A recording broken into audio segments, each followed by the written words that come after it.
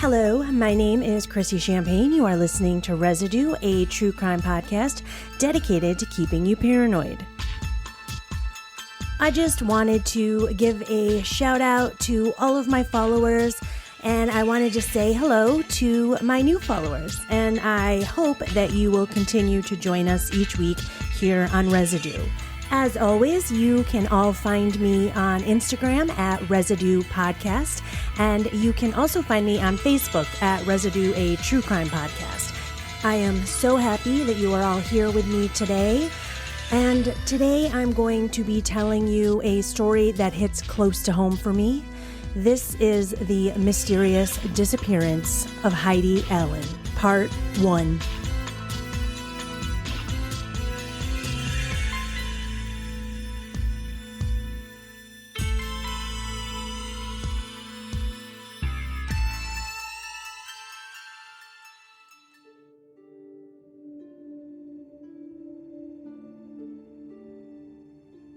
The case of Heidi Allen has been something that has haunted me since I was about 17 years old. I remember Heidi Allen being 18 years old when this happened. It was very close to my town, although I did not live in the same town. The news was just everywhere about Heidi Allen. So to give you a little example of what time period it was, I wanted to quickly and very much so in the beginning, shout out two different sources that were huge in helping me research this case. Now, the first source was the book Scrapped, Justice and a Teen Informant, and that is by John O'Brien and Lisa Peebles. The second was a podcast that I found titled The Heidi Allen Case, Central New York's Most Enduring Mystery. Now, this podcast goes deep with interviews with some of the people involved in this case who are not even alive today. Podcast host Ryan Zeldunato, he states in one of these episodes that to give you a clearer image as to when this whole event took place, the mysterious disappearance of Heidi Allen happened on the same week that Kurt Cobain was found dead.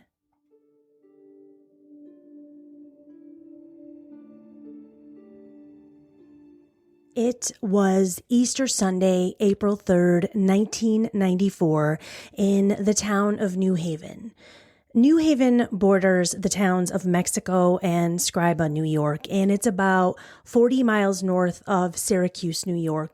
The author of my main source, the book Scrapped, says of New Haven, it's the town of rugged people who shovel snow from Halloween to Mother's Day. New Haven locals were all on a first-name basis. Everyone knew everyone. Everyone knew everyone's gossip. It was a very small town. So we are on the morning of Easter, and it is pretty early in the morning. It's around 8 a.m. A man named David Stinson walks into the local D&W Convenience Store in town. He's pretty worried because he knows the clerks that work there. He knows that someone should definitely be there, but nobody's around. He sees some change and some cash on the counter. Looks as though some people might have come in to pay for stuff and they just left it there. No transactions were actually made with a clerk. He sees a car in the parking lot, but he doesn't see a clerk anywhere. So he gets a little worried and he sees one of the local deputies driving past the shop. So the D&W Convenience Store, to set it up for you, is your basic mini mart. It's got gas pumps outside. It's got snacks inside, coffee, beer. It's the type of place you would stop while you're on a road trip. But this was the closest store in town to many of the locals, so they basically used it as their main store. So David knew that there was supposed to be an employee there today. So he sees the deputy driving past. He flags the deputy down. It was Deputy Richard Curtis who he flagged down. So Richard Curtis enters the store and he sees the same things as David Stinson.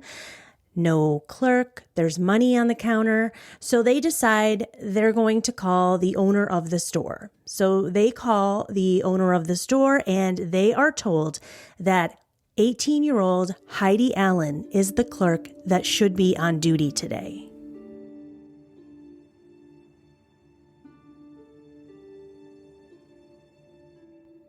"18-year-old hazel-eyed Heidi Allen was born on September 14th, 1975 in Syracuse, New York. She was an easy baby, according to her mother, and Heidi was given the nickname Tower of Power in high school. This was because Heidi was on the volleyball team and she was just a force to be reckoned with on that team.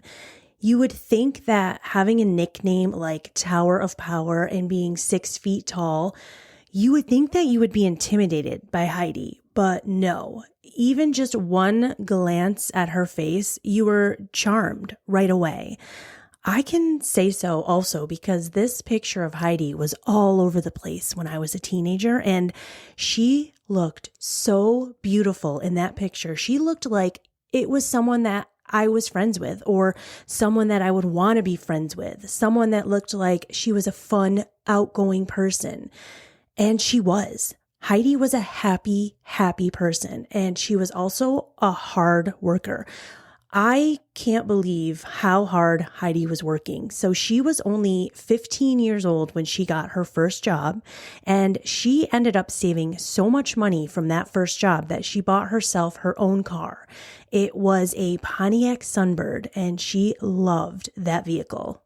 So that was why it was even more of a shock that Heidi's car keys were sitting on the cashier counter and her Sunbird was in the parking lot alone.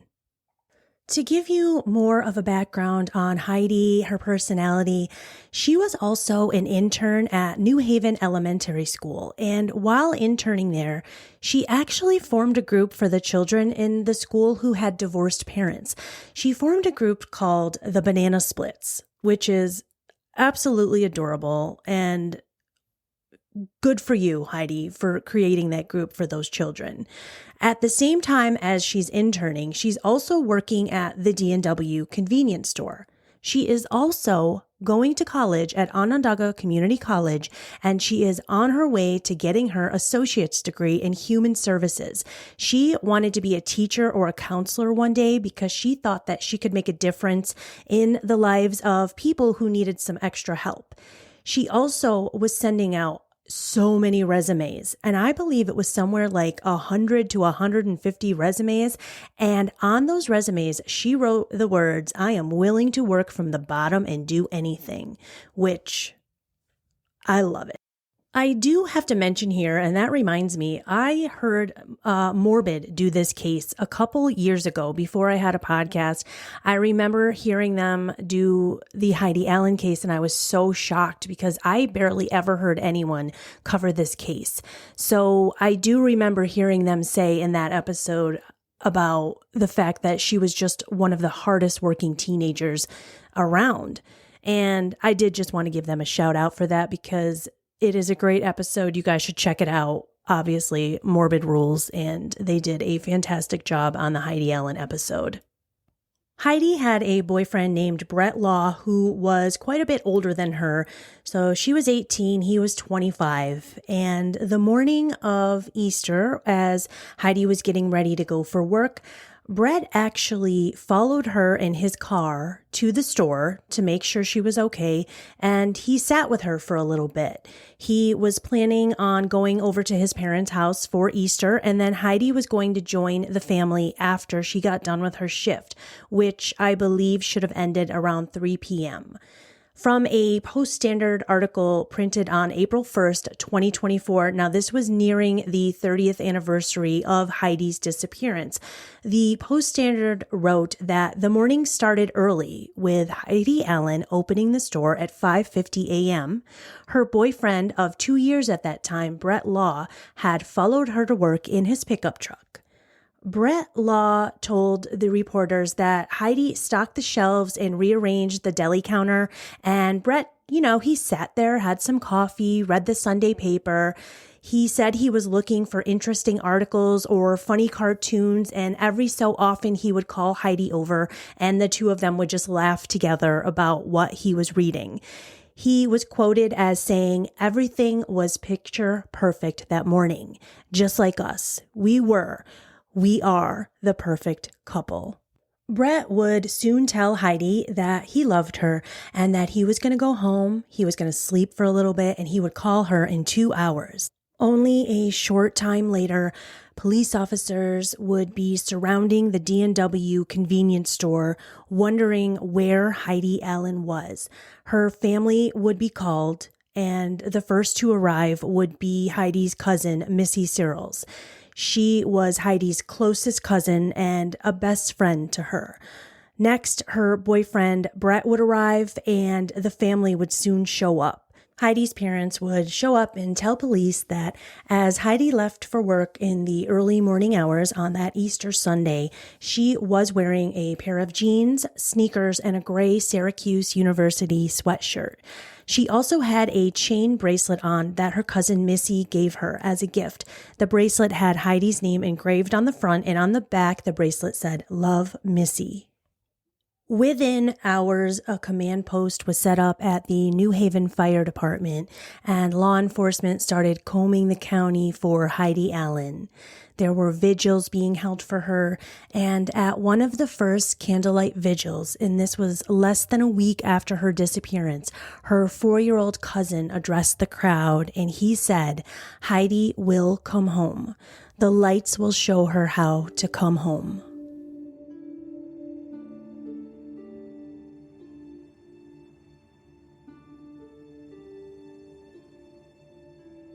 I want to bring you back to the morning of April 3rd, 1994, before anyone knew Heidi Allen was missing.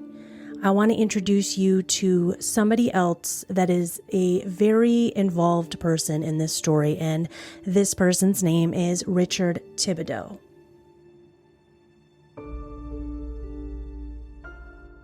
Richard Thibodeau was a local man who woke up around 6 a.m. on Easter morning, and he, of course, needed a smoke the minute he woke up.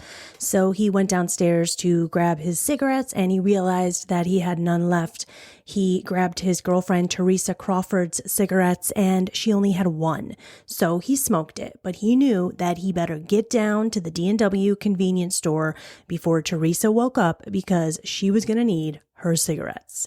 So Richard drives about 2.4 miles to the D&W to get Teresa some new cigarettes. He parked in front of the doors behind a red sports car. He says that he could see the cashier through the window. And then Richard also says that as he walked into the store, the owner of the sports car held the door open for him. Richard grabbed 2 packs of cigarettes. He approached Heidi at the counter to pay. He gave her a $5 bill. He got his change. He exited the store, and as he went to get into his own van to leave, he had a little bit of an exchange with the guy who owned the sports car. They kind of couldn't figure out which one was going to leave first, and the sports car wouldn't really move, so Richard got a little upset. And he did that thing where you're like, "Get out of my way" type of hand move. And Richard ended up just going around him and leaving. He goes home and he picks up his family, his girlfriend, his kid, and they are now going to go over to Richard's family's home for Easter. And that is where the D&W Convenience Store ended for Richard. So he thought. Because a couple of hours later, as he's sitting at Easter dinner, a news alert comes across the TV, letting everyone know that Heidi Allen has been abducted from the D&W Convenience Store, or missing. Nobody knew what was happening, but the whole town was just abuzz about it. And Richard tells his entire family, "You guys, I was just at the D&W Convenience Store this morning. I saw her. I had an interaction with her. I bought cigarettes from her." And so his family is telling him, "Richard, you have to call the police. You have to let them know. You might have seen something that would be helpful in the case. So give the police a call." Richard is very hesitant to do this because he doesn't really want to get involved. He doesn't want to get involved with the police, but he goes ahead. He calls the police station and he lets them know that he was one of the last people to see Heidi Allen alive. By 11 a.m., Deputy Chris Van Patten arrives at Richard's family's home, and he sits down with Richard at the kitchen table, takes down his entire story, and Richard ends up signing a written statement. The officer says, "Have a nice day," gets in his car, and drives away. And this is when Richard Thibodeau believes that is the end of it. Or was it the end of it? It certainly was not the last time that Richard Thibodeau would speak to police. Richard Thibodeau was born to his mother, Florence Thibodeau, and father, Paul Thibodeau. Paul and Florence end up separating when Richard is a younger boy, and Florence has 2 jobs. She's holding it down for the family. She is a single mom. Along with her son, Richard, she has 2 daughters who are Joanne and Judy, and they were older sisters to Richard.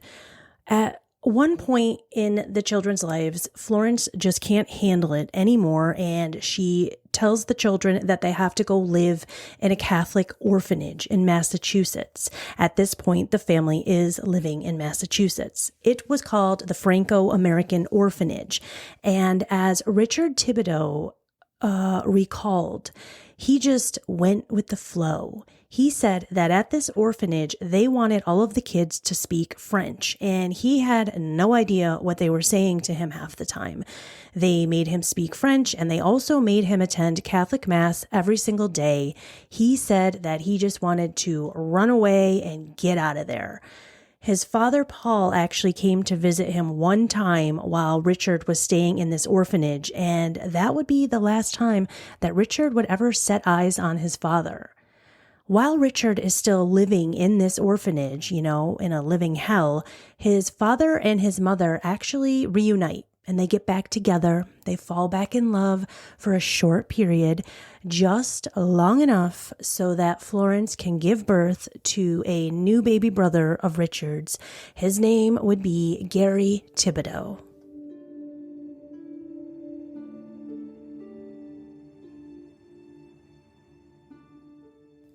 Gary Thibodeau would end up growing up without his brothers and sisters until he was about age 4. At around 4 years old, Richard would return at age 11 and meet his younger brother for the first time. At this point, their mother Florence remarries a guy named John Boivin, and the stepfather, John, brings in 2 stepbrothers now. So now everyone's living together in Massachusetts. And at this point, after Richard gets a little older, maybe around age 16, he decides to leave home in 1962 and go to Oswego County, New York to live. While in Oswego County, Richard stayed out of trouble. And he, became a pretty well-known guy in town. Meanwhile, back in Massachusetts, Gary is now 13 years old, and Gary is not a good guy. Gary is only a teenager, but he is an admitted thief and troublemaker at this point. Gary also stole a car with one of his friends. He was known for being a troublemaker in school, and people would say that Gary was a chatterbox. He was also really good at math, and he had no interest in school, but the teachers would sometimes leave the classroom and just tell Gary to be in charge. Even though he didn't really like school, they knew, he'll talk, he'll keep the kids interested. What school was that? But yeah, so Gary ends up dropping out of high school in 11th grade. And at age 17, he ends up being convicted of breaking and entering. He did 3 months in jails for this, He did 3 months in jail for that. And then as he was released from jail, he went right back out there and he got arrested again for another incident and went back to jail for 3 more months. But after this stint in jail, he ends up leaving Massachusetts and goes to Oswego to live with his older brother, Richard. Richard and Gary become quite the staple in all of the little dive bars all across town. Those two loved to go out and drink with the locals, hang out in the dive bars, and it just so happened that one night while they were hanging out, a guy at the bar decided to keep buying them beer. And it ended up that this guy was actually a recruiter for the Marines, and at that point, he now enlists Gary, who is 20 years old, and Richard, who is 27 years old, to go into the military. The two boys, or men at this point, would now end up spending 6 years in the military. And while they were there for those 6 years, Richard was fantastic, but Gary had 11 AWOLs in over 6 years. After both brothers are done in the military, Richard returns to Oswego, Gary returns to Fitchburg, and now the two brothers are separated. Soon, Gary would receive a settlement of $250,000 while living in Fitchburg, and this was because he was involved in a work accident while working in Salem, Massachusetts. Gary was even known to say that he believed that the work site was cursed because it was in Salem. But what happened was that Gary fell off a 26-foot beam, and he landed directly on his feet, which shattered his ankles. He broke both ankles, shattered his heels. He had 4 toes amputated, and he ended up living with screws in his ankles that held his ankles together. He basically had to learn to walk all over again after this accident. While in recovery from this accident, Gary would go on to meet his newest romance, and this woman's name was Sharon Raposa. The way that Gary met Sharon, he was having a conversation with some other people and Sharon was speaking, and Gary said to one of his friends about Sharon, he said, "Tell your fat friend to shut up." And that started a magical romance. Gary said of Sharon, he said, "She always liked to have the last word and I always liked her not to have it." And so the romance begins, and drugs, parties, selling drugs. These two now are having such a hard time in Massachusetts with the drug-related incidents they're getting into that the romance of Gary and Shannon now decides to leave for Oswego. And Gary says, "We should go to Oswego and live with my brother Richard." And now the brothers are united again in New Haven, New York.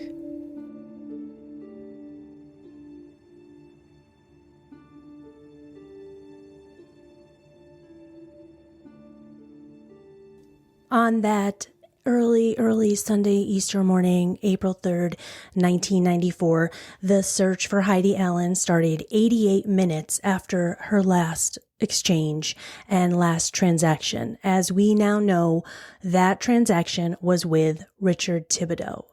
So at this point, the police are setting up command centers, and the one thing that was a humongous mistake on the police parts was there were no roadblocks during this entire search for Heidi.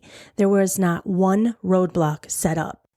In the book Scrapped that I mentioned earlier, they talk about the fact that the state troopers are usually always called in when a crime has been committed that is just too big for local sheriff's departments to handle.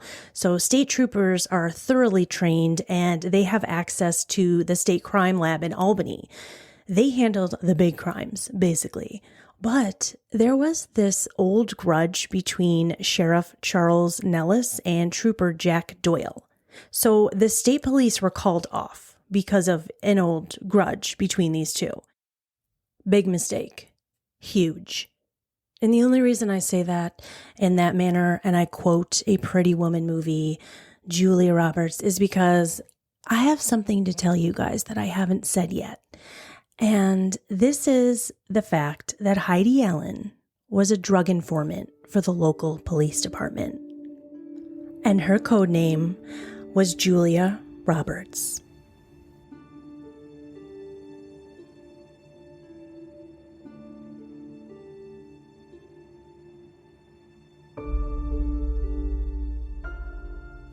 The mysterious disappearance of Heidi Allen is about to take so many twists and turns that it will blow your mind. There are some things that happen in this case that I could not wrap my brain around, and you're about to hear more on that in the next episode of The Mysterious Disappearance of Heidi Allen on Residue, Part 2.